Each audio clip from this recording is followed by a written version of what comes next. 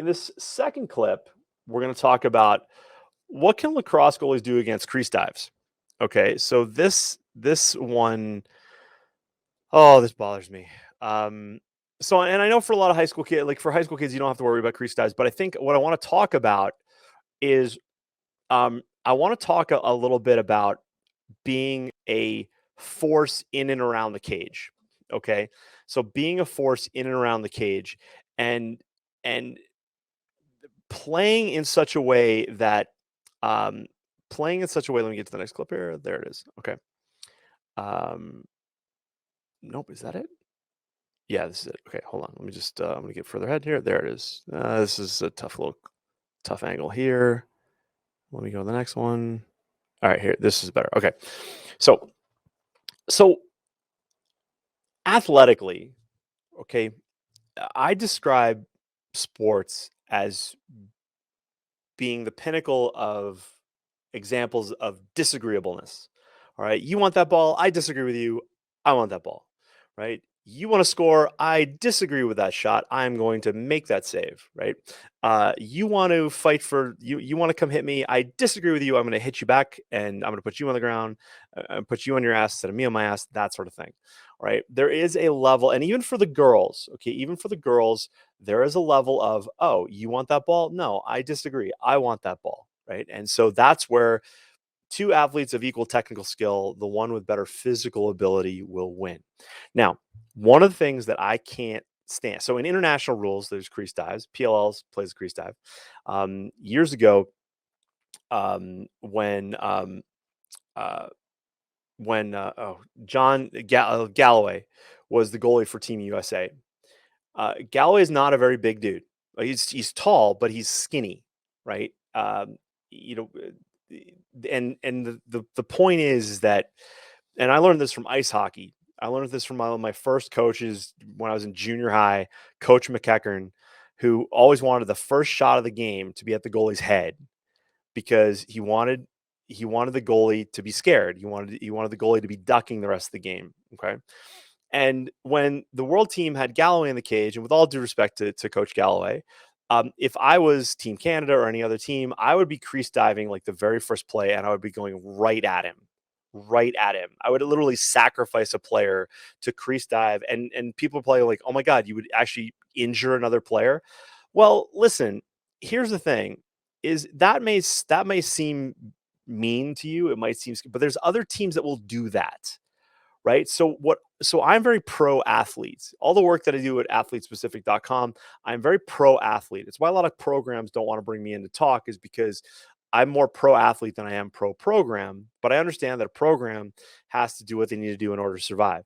But I want my athletes to survive in no matter what situation is going to happen. So it's one thing to know the rules. It's more important to understand the consequences if you break them. So the idea is that if we're playing to win a game, this is like when the Patriots played the Rams in the Super Bowl.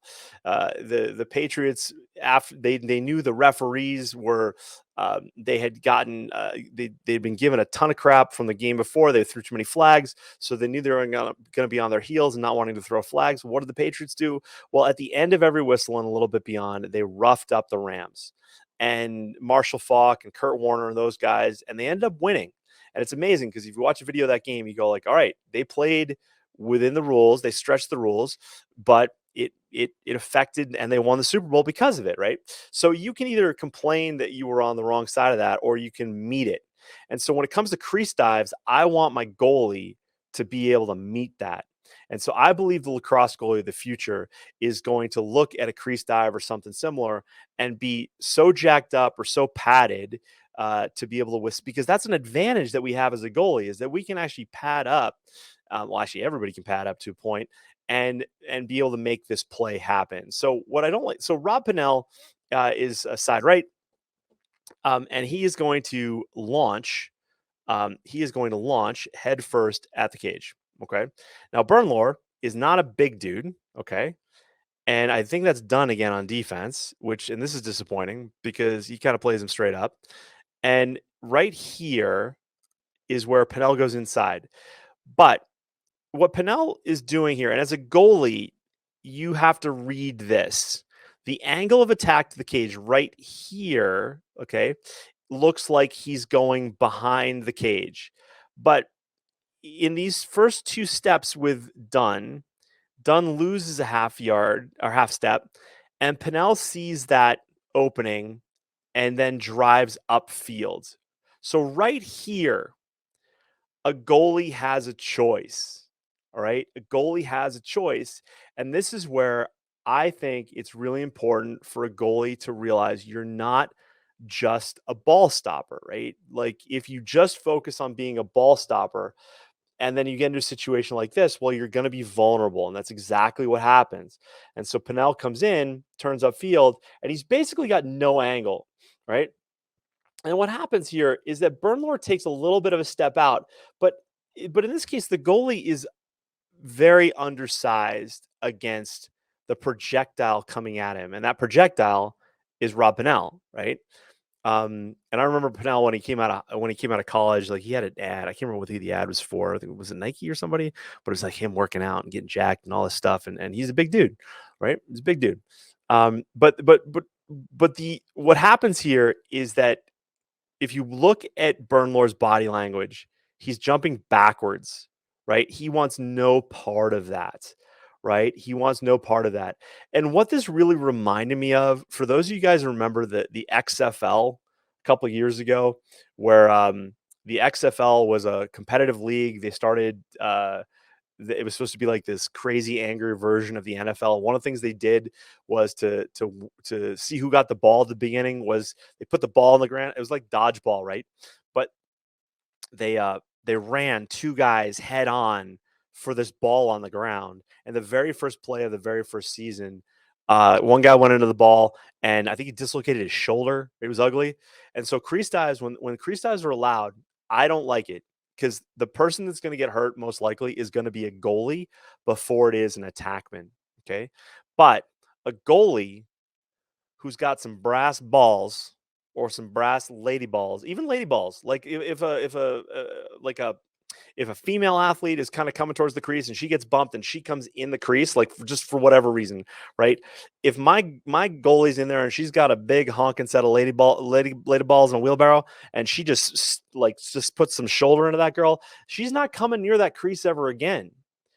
And so as a goalie, if you can withstand this, not only withstand it, but if you can dish some of this out, then this play doesn't happen around you.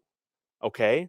And that's important to understand, right? So Pannell leaps into Bernlohr. He goes. Bernlohr's on the ground. Bernlohr's lucky he didn't get hit. This was kind of a crappy no call, but there's a great view of this here in a second. Okay. So here comes Pannell.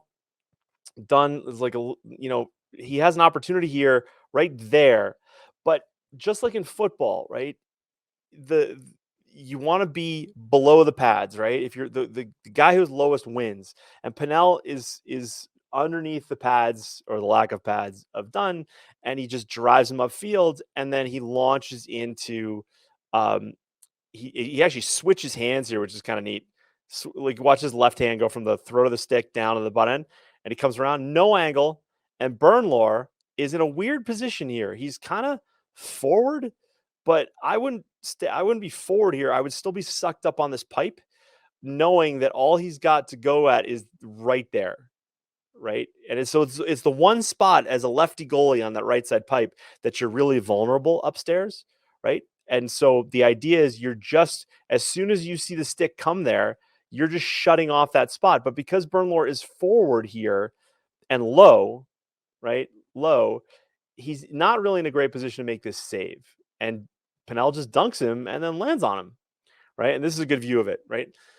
So Bernlohr's leaning, and so I don't necessarily like this approach, like being that right foot being forward here, because it just makes this angle right there.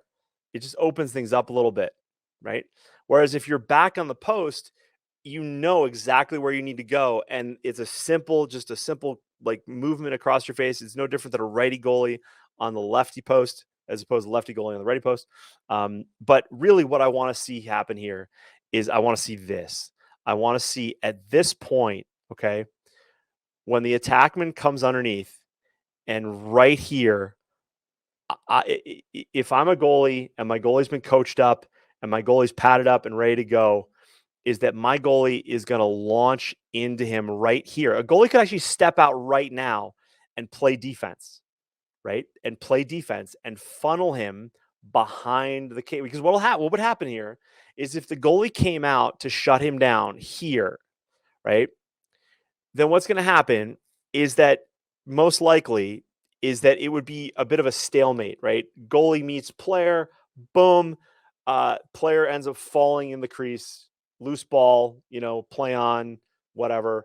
If Orange gets the ball, they're going upfield. If the ball ends up on the ground in the crease, whatever, then the ref blows the whistle. It's Orange ball, and so you win. But because a goalie can't do that here, right? Then we miss out, and not only that, we get scored on. And Pannell walks away going like, yeah, I own you guys. Like, I just schooled your biggest defender and your goalie, right? So, like, let's do this again.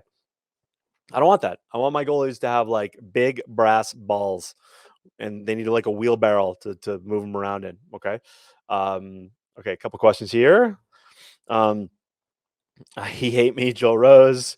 Elaine Miller. Oh, Elaine Miller. You come out and level them one time and they will start to roll the crease. Speaking from experience, seeing it be done in both field and box. Yeah, you've